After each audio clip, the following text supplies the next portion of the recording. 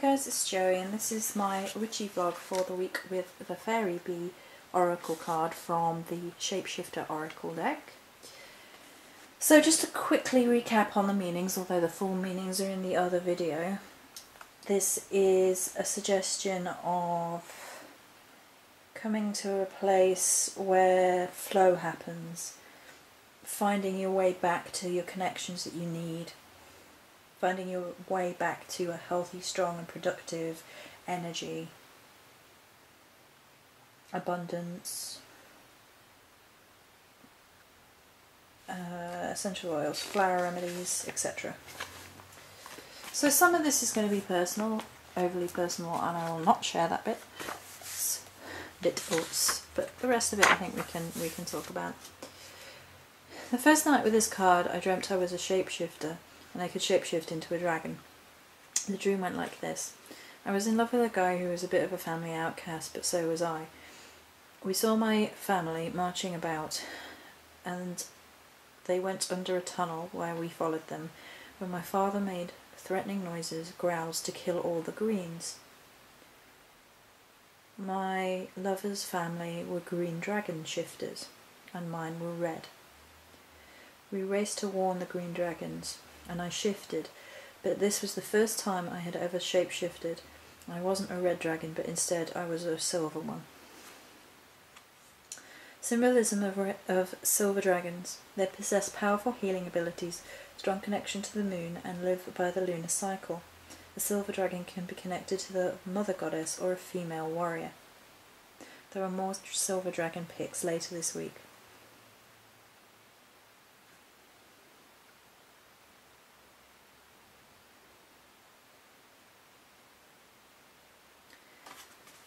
Picked up some more quartz points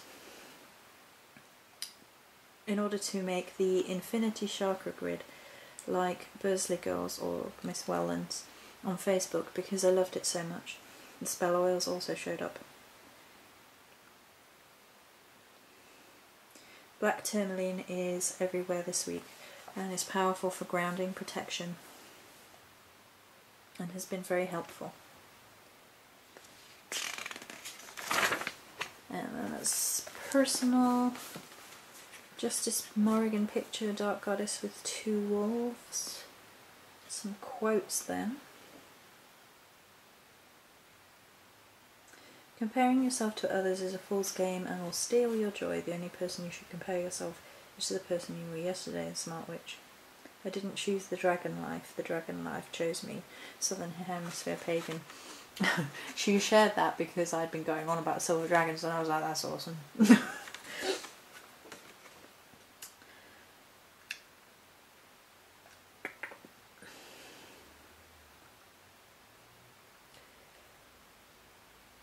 Use Tracy Wellands or Bursley Girls 8 Infinity Crystal Grid Loop with my chakra stones. 8 is to do with infinity and Ouroboros, as well as the continuous process of healing.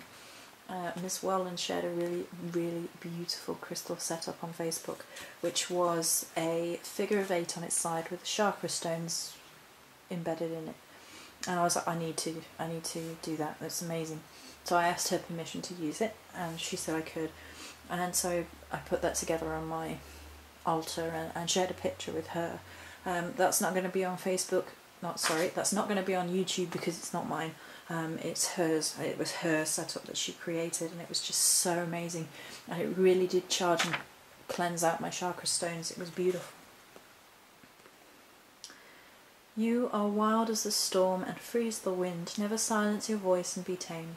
Turn your head skyward and howl. Aya, the goddess circle, with a woman and a wolf howling on the picture. I know what I bring to the table, so trust me when I say I'm not afraid to eat alone.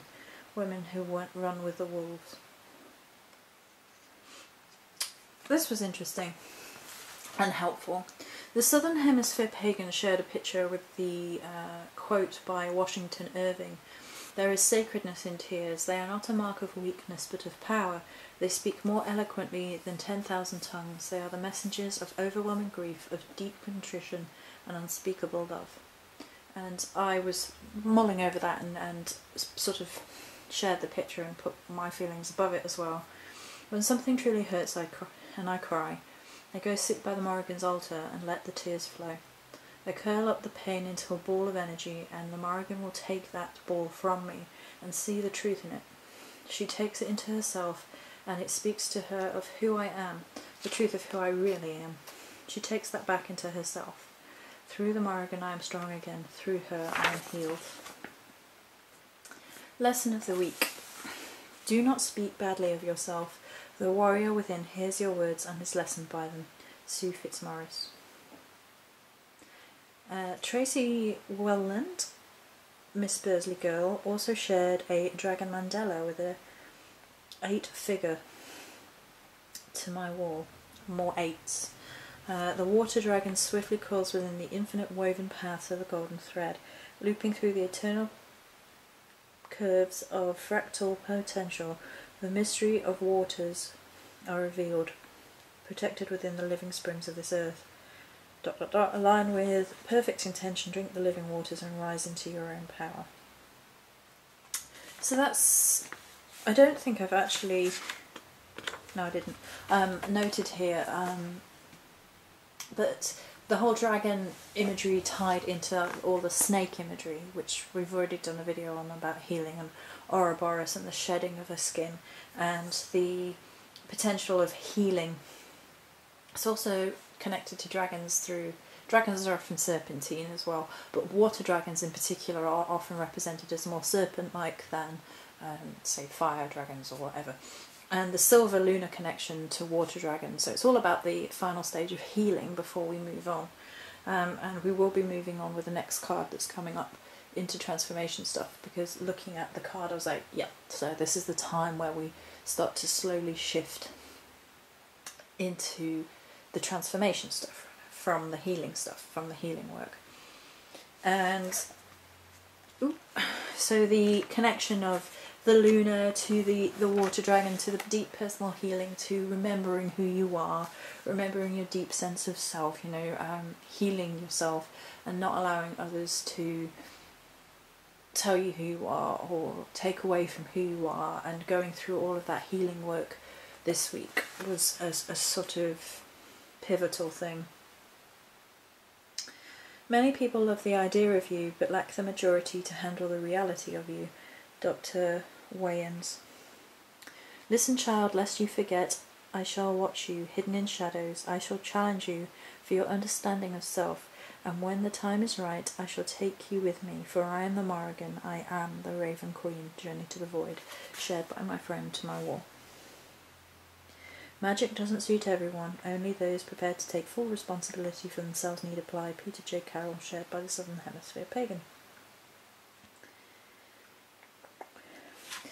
On the day where I went to the neighbouring town and picked up a piece of kunzite, which is here, I saw a barn owl.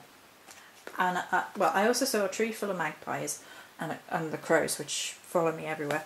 But I was like, it's a barn owl! It's a barn owl! Because I haven't seen a barn owl in 10 years, and I was super excited. And this was in the day, which is really unusual, flying overhead, and I was like, oh my god, oh my god, oh my god! Barn owls in symbolism and imagery, it's a lot of people, particularly in sort of the Celtic pantheon, seem to be quite afraid of barn owls. They're associated with Blood Iweth, and she was the flower maiden made for Lugh and betrayed him and all that, and her punishment was being turned into a barn owl. Barn owls are also associated with the death, crone aspect of the goddess. Winter, silence, north, messenger from the other world. And I thought it was Celiach, but apparently it's Cuilch. So, according to sites with Celtic pronunciations in crone, hag of the Celtic variety. And I was actually sitting there and mulling over this, and I was thinking, well, I like the idea of it being messages from the other world and of the underworld, or however you want to say it, and being connected with the death aspect of the goddess. We're still in winter, it's still very much her season, her time of power, her time of strength. Although in Cambridge it's a lot warmer and sunnier than everywhere else, but I was super excited. I was super excited. And then of course I did get the owl oil burner, which is associated with essential oils, which is associated with one of the messages of this card, which is to embrace essential oils. Kunzite is to do with universal love, love of self, divine love, and healing. And then the selenite wand in shot as well, purification of the aura and self. I've just talked about those a little bit more in length in the other video. So my new moon spell or chant for Morrigan is already on the channel, as is the new moon blessing water.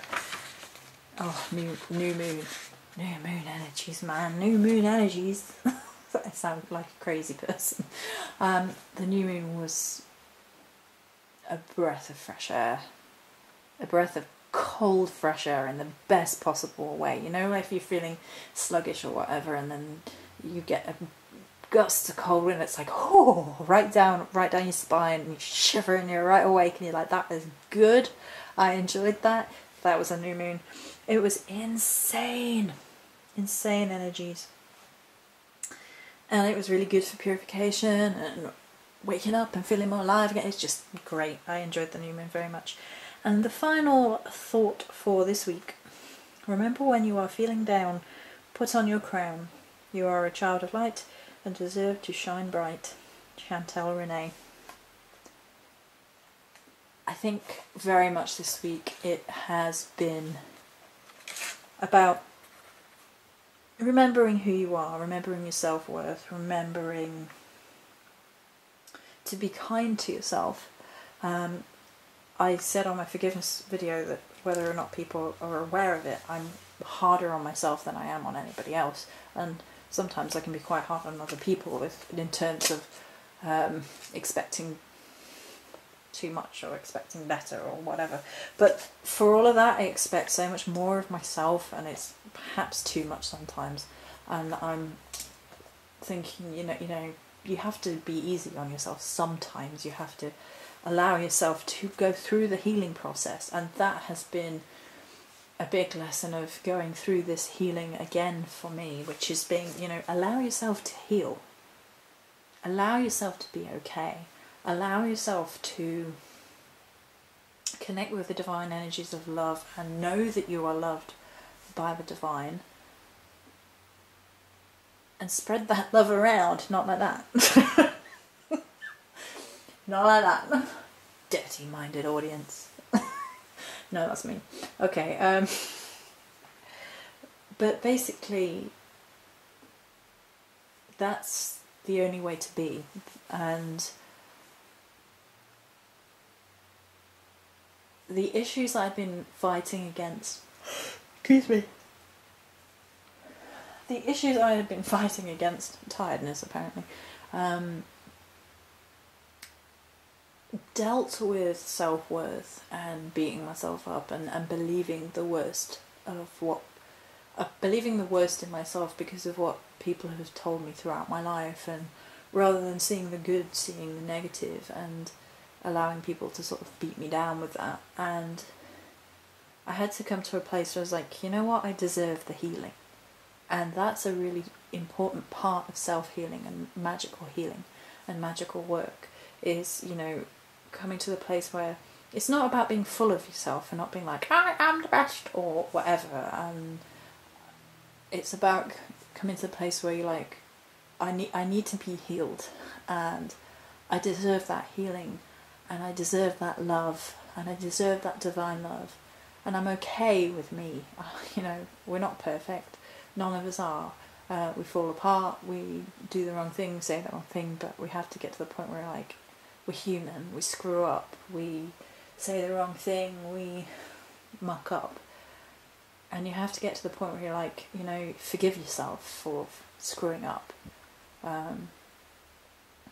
Seek to be a better person by all means. Don't be like trying to relive that and justify bad behaviour. But you have to forgive yourself for the mistakes and allow yourself to be healed. Allow yourself to be damaged, and then allow yourself for that damage to be healed, has been the message of this week, very much so. So that's it for this vloggy vlog. Many blessings.